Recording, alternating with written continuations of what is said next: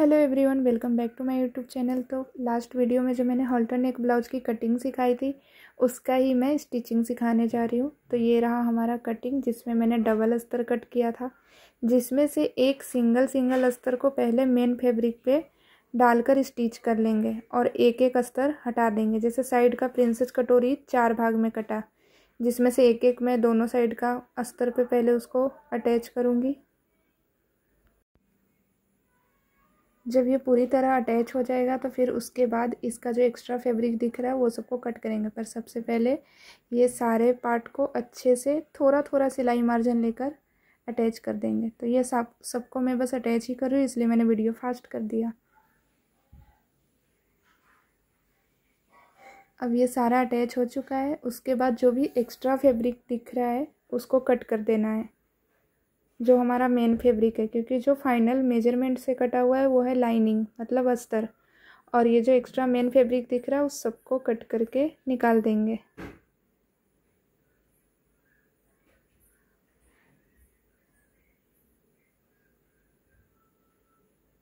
ये सबको अच्छी तरह से कट कर देना है ताकि कोई भी हमारे मेजरमेंट के बीच में ना आए, नहीं तो फिर ब्लाउज का मेजरमेंट बिगड़ जाता है थोड़ा भी, अगर ये अस्तर बढ़ा या घटा रहेगा तो। वैसे ही सेम प्रोसेस करेंगे साइड वाले कटोरी में, उसमें भी पहले कट करके हटा देंगे। सारे पार्ट्स में वैसे ही करेंगे, सबको इक्वल कर लेंगे। फिर ये हमारा फ्रंट रेडी हो गया। बैक में भी सेम उसी तरह कट कर देंगे। फिर सारे पार्ट को एक बार प्रेस कर देंगे ताकि लाइनिंग और मेन फैब्रिक अच्छी तरह बैठ जाए। यही चीज़ सेम सारे पार्ट्स पे करते जाएंगे। अब ये सब पे भी दोनों साइड से प्रेस कर लेंगे। मैं ज़्यादातर बैक साइड से प्रेस करी क्योंकि फैब्रिक बहुत पतला है, जल सकता है, टिश्यू सिल्क फैब्रिक है, इसलिए ज़्यादातर मैं कॉटन वाले साइड से प्रेस कर रही थी। और अब साइड की कटोरी को अटैच कर देंगे दोनों पार्ट में। इस साइड का भी अटैच कर दिया, वैसे ही दूसरे साइड का भी अटैच कर देंगे। उसके बाद प्रेस करके पहले सारे सीम लाइन को बैठा लेना है। तो जैसे ये वाला पार्ट रेडी हो गया, वैसे ही दूसरी लाइनिंग को भी हम स्टिच कर देंगे। जैसा कि पहले ही बताए थे कि जो भी पैडेड ब्लाउज होता है उसमें 2-2 लाइनिंग यूज़ करते हैं, एक अलग कट करते ब्लाउज और एक फिर अलग। 2-2 लाइनिंग कट करते, तो एक मेन फैब्रिक पे बैठा के स्टिच किया मैंने और एक ही अलग से सिर्फ अस्तर का स्टिच कर रही हूँ। तो 2 पार्ट हुए आगे के, और बैक के भी 2-2 पार्ट होंगे दोनों साइड के, मतलब 4 पार्ट। तो चारों में टस्क दे देंगे। ये फर्स्ट में मैं टस्क दे रही हूँ, इसके बाद दूंगी मैं अब दूसरे में।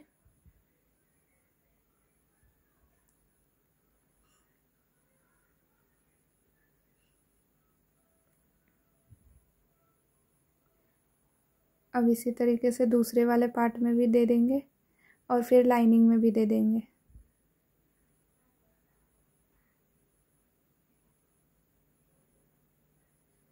अब दूसरे वाले में टस्क देंगे इसी तरह। टस्क को मैंने पूरा ऊपर तक इसलिए लिया क्योंकि टिश्यू सिल्क फैब्रिक था और इसमें अगर छोटा टस्क लोगे तो फिर उसका करचली दिखता है, तो वो करचली ना है, इसलिए मैंने लंबा टस्क लिया। यानी तो आप लॉन्ग टस्क लो या फिर टस्क लो ही मत, क्योंकि ज़्यादातर डीप नेक में टस्क का ज़रूरत नहीं पड़ता अगर पतला बॉडी है तो। अगर हेवी बॉडी है, हेवी साइज है, तो फिर लेना पड़ता है टस्क का। अब मैं मेन फैब्रिक पे अस्तर वाला साइड रख के पूरे को स्टिच कर दे रही हूँ, गले से लेकर कमर तक। किसको? क्योंकि इसको अभी हम पलटेंगे। आर्म होल को भी मैंने स्टिच कर दिया। सेम उसी तरीके से दूसरे पे भी, जो मैंने 2-2 लाइनिंग काटा था इसी वजह से काटा था। गले पे स्टिच कर रही हूँ। उसके बाद अब आर्म होल पे स्टिच कर देंगे। सिर्फ ऊपर का स्टैंड पट्टी वाला गला को छोड़ देंगे क्योंकि उस पर स्टैंड पट्टी आएगा। नीचे भी मैंने स्टिच कर दिया और ये आर्म होल पे भी स्टिच कर दिया, और गले को बाकी रखा है मैंने, जो ऊपर 3 इंच का गला है उसको बाकी रखा है। ये आर्म होल भी स्टिच हो गया। कॉर्नर को हटा देंगे और इसको पलट देंगे। अब सबसे पहले मैं ये वाला पार्ट जो स्टिच कर रही हूँ वो काज पट्टी के लिए। काज पट्टी मतलब आई की पट्टी, आई बनाना होता है हुक के लिए। तो उसके लिए सबसे पहले मैं कपड़े को डबल फोल्ड कर दे रही हूँ और फिर इसको अंदर डाल के पलट देंगे। तो ये स्टिच हो गया। इसको माप से कटिंग करना है, इसके अंदर डाल के इस पे स्टिच कर देंगे। अब इस पूरे को पलट देंगे। पलटने के बाद इस पे भी एक प्रेस लगाएंगे। ये देखिए दोनों साइड का पलटने के बाद कुछ ऐसा दिखेगा। ये दूसरे साइड का। तो ये बैक पार्ट का कुछ इस तरह से बन के रेडी हो चुका है। प्रेस लगाने की वजह से देखिए टिश्यू सिल्क फैब्रिक है तो भी कितनी अच्छे तरीके से बैठा हुआ है।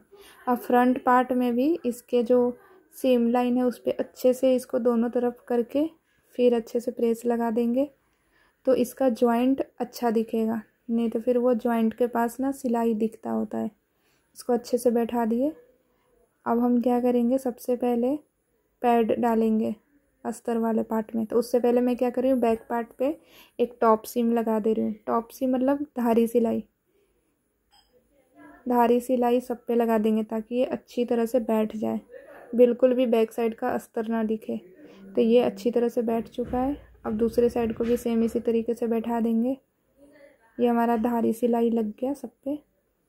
अब इसी तरीके से अभी पहले अब फ्रंट का करेंगे।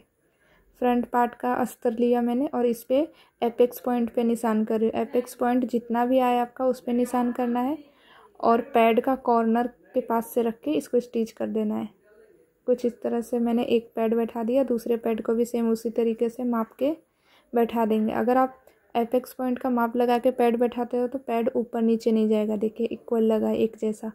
अब इस पर भी वैसे ही आर्म होल पे सिलाई लगा देंगे और कमर पे। सिर्फ गला को खाली रखेंगे क्योंकि गले पे हमको स्टैंड पट्टी बैठाना है। तो कमर पे भी मैं सिलाई लगा दे रही हूँ। कमर पे सिलाई लगाने के बाद सब पे थोड़ा थोड़ा कट लगाना। जो भी कर्वी लाइन होता है, नेक लाइन हो गया, कहीं पे भी सीधा लाइन छोड़ के जो भी कर्वी लाइन होता है उस पर कट लगा के ही पलटा जाता है। अब इस पर सिलाई लगा देंगे जहाँ जहाँ खुला हुआ है साइड। फिर अब इसके गले पे भी जॉइंट कर देंगे। अब प्रेस लगा देंगे सब पे। प्रेस लगाना बहुत ज़रूरी है थोड़ी थोड़ी देर पे, ताकि आपका ब्लाउज एकदम फिनिशिंग के साथ रेडी हो। क्योंकि अगर आप प्रेस नहीं लगाएंगे तो टिश्यू सिल्क ऐसा उठा उठा सा रहता है और बैठा हुआ नहीं दिखता। अब इस पर भी सेम जैसे बैक पार्ट में मैंने किया, धारी सिलाई लगा रही हूँ, जिसे टॉप सीम बोलते हैं। तो टॉप सीम की सिलाई हो गया, रेडी है। अब इसकी सिलाई लगाने के बाद अब हम देखेंगे साइड फिटिंग बराबर आ रहा है या नहीं। तो फ्रंट पार्ट पे बैक पार्ट को रख के चेक करेंगे साइड की सिलाई। अगर इक्वल नहीं होगा तो उसको थोड़ा बहुत आप स्टिच लगा के इक्वल कर सकते हो। तो अब मैं क्या करूँगी, सबसे पहले साइड में एक सिलाई लगाऊंगी सीधे तरफ और फिर उल्टे साइड सिलाई लगाऊंगी। तो सबसे पहले हम चलते हैं और सीधे तरफ सिलाई लगाते हैं। तो ये सीधा पार्ट रख के सीधे के ऊपर एक सिलाई लगा दे रही हूँ। इससे क्या होगा, सिलाई कवर सिलाई हो जाएगा। और इस स्टिच को बोलते हैं फ्रेंच सीम। फ्रेंच सीम में सीधा तरफ पहले सिलाई लगाते हैं और फिर उल्टे की तरफ। तो ये सिलाई लगा दी। अब मैं इस पर फिटिंग सिलाई लगा रही हूँ। फिटिंग सिलाई पे एक सिलाई लगा दी। इस तरफ भी सेम उसी तरीके से फिटिंग पे एक सिलाई लगा रही हूँ। कभी भी ब्लाउज पे 2 सिलाई लगाना चाहिए। इससे क्या होता है, अगर कस्टमर को कभी ब्लाउज लूज करना हो तो वो बस एक सिलाई निकालेगा और लूज हो जाएगा। अब हमारा ब्लाउज का ऑलमोस्ट काम हो चुका है, बस बचा है स्टैंड पट्टी का काम। तो ये ब्लाउज स्टिच होने के बाद अब हम सबका मेजरमेंट लेंगे कि कितना आ रहा है। तो अब हम करेंगे स्टैंड पट्टी की कटिंग। उसके लिए सबसे पहले मैंने लिया लाइनिंग, जिसको 4 लेयर में रखा है। और यहाँ से मैं एक कर्वी लाइन खींचूंगी, पहले स्ट्रेट और फिर वहाँ से 1 से 1.5 इंच या 2 इंच नीचे आप कर्वी लाइन ले सकते हो और अंदर की तरफ मार्किंग कर देना है। अब इसमें हमें मापना है कॉलर का साइज़। कॉलर का साइज़ आपका जितना भी उतना माप के यहाँ पे मार्किंग कर देंगे और फिर इसको कट करके निकाल लेंगे।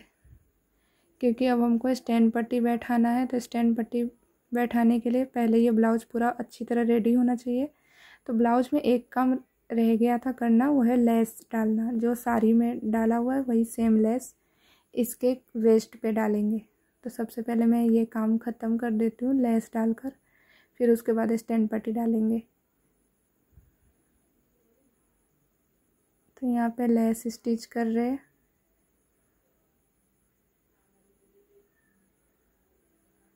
इसको अच्छे तरीके से स्टिच कर देंगे धारी सिलाई के साथ।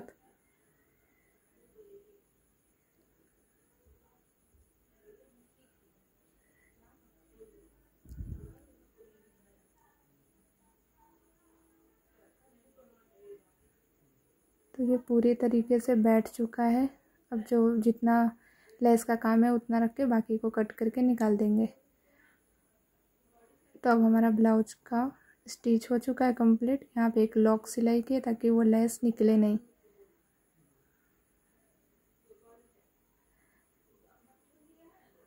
अब हम स्टैंड पट्टी का लेंगे फैब्रिक। स्टैंड पट्टी के फैब्रिक को सबसे पहले बीच से कट करेंगे, जहाँ से जॉइंट पार्ट है, क्योंकि वो जॉइंट वाला जो पार्ट होता है वो स्ट्रेट होता है, वो बैक साइड जाता है, और जो फ्रंट में आता है वो आता है राउंड वाला साइड। तो पहले इस तरफ से कट करेंगे और उस तरफ से जॉइंट करेंगे उसके अपोजिट साइड से। तो देखिए ये कुछ इस तरह से राउंड हो जाएगा, तभी वो स्टैंड पट्टी गले पे फ्लैट बैठेगा, नहीं तो वो स्टैंड पट्टी खरा स्टैंड पट्टी हो जाएगा। तो इसको बैठाना है तो ऐसे राउंड करना होता है। जिधर से बंद है उधर से कट करके, और जिधर से खुला हुआ उधर से पैक कर दो आप। अब ये स्टिच कर देंगे मेन फैब्रिक पे और इसको निकाल लेंगे स्टिच करके। अब दूसरे वाले स्टैंड पट्टी को भी सेम उसी तरीके से स्टिच कर देना है, फिर दोनों को कट करके निकाल लेंगे। तो ये पूरी तरह से अटैच हो चुका है। उस पर एक प्रेस लगाएंगे और फिर जो भी मेन फैब्रिक एक्स्ट्रा दिख रहा है उसको कट करके निकाल देंगे। कट करके निकालने के बाद उसके बाद दोनों को एक दूसरे के ऊपर रखेंगे और अंदर वाले साइड एक सिलाई लगा देंगे। अंदर की साइड एक सिलाई अच्छी तरीके से लगा दिए। उसके बाद वो अंदर वाले सिलाई पे छोटा छोटा कट लगाना है। वो नहीं लगाएंगे तो जल्दी सिलाई बैठता नहीं है, तो इसको छोटा छोटा कट लगाए, फिर इसके ऊपर एक प्रेस लगा दूंगी तो ये अच्छी तरह से बैठ जाएगा। जब ये बैठ जाएगा तो इसके एक लेयर में पहले एक सिलाई करेंगे। एक लेयर में ऐसे फोल्ड करके एक सिलाई लगाना है। कोई भी साइड आप लगा सकते हो। और फिर जो सेंटर पे मैंने कट लगाया था वैसे ही फ्रंट नेक के सेंटर पे कट लगाएंगे और सीधे साइड से पहले इसको पूरे में बैठा देंगे। यहाँ तक आए, यहाँ से बैक पार्ट का गला रखेंगे तक बैठा दिए, बस आधा इंच एक्स्ट्रा रखेंगे, बाकी पे ये नेक लाइन बैठेगा। फिर दूसरे साइड भी सेम उसी तरीके से फ्रंट से लेकर बैक तक उसी पट्टी पे बैठा देना है। फ्रंट नेक जहाँ ख़त्म होगा वहीं से बैक पार्ट का नेक रख देना है। और जो आधा इंच एक्स्ट्रा दिख रहा है उस पर लॉक करेंगे सिलाई को। स्टैंड पट्टी को अपोजिट साइड फोल्ड करेंगे, अपोजिट साइड फोल्ड करके इसको लॉक कर दे रही हूँ। फिर दूसरे साइड भी सेम उसी तरीके से, फिर इसको पलटी कर देंगे। पलट के पीछे वाले साइड से जहाँ जहाँ सिलाई मार्जिन दिख रहा है उसी के ऊपर रख के इसको स्टिच कर देना है। तो बस हॉल्टर नेक का स्टैंड पट्टी तैयार हो चुका है। तो ये हॉल्टर नेक का स्टैंड पट्टी तैयार हो गया। अब इसको देखिए कुछ ऐसा दिख रहा है। अब इसको मैं आपको पहन के दिखाती हूँ कैसा लग रहा है। और अगर आपको ये ब्लाउज का फिनिशिंग फिटिंग अच्छा लगा हो तो आप लोग भी ट्राई कीजिए। अभी आप न्यू हो तो सिर्फ इसी माप का कटिंग करके ट्राई कर सकते हो। अगर वीडियो अच्छी लगी हो तो लाइक शेयर और कमेंट ज़रूर कीजिए। फिर मिलते हैं नेक्स्ट वीडियो में किसी नए ब्लाउज पैटर्न के साथ।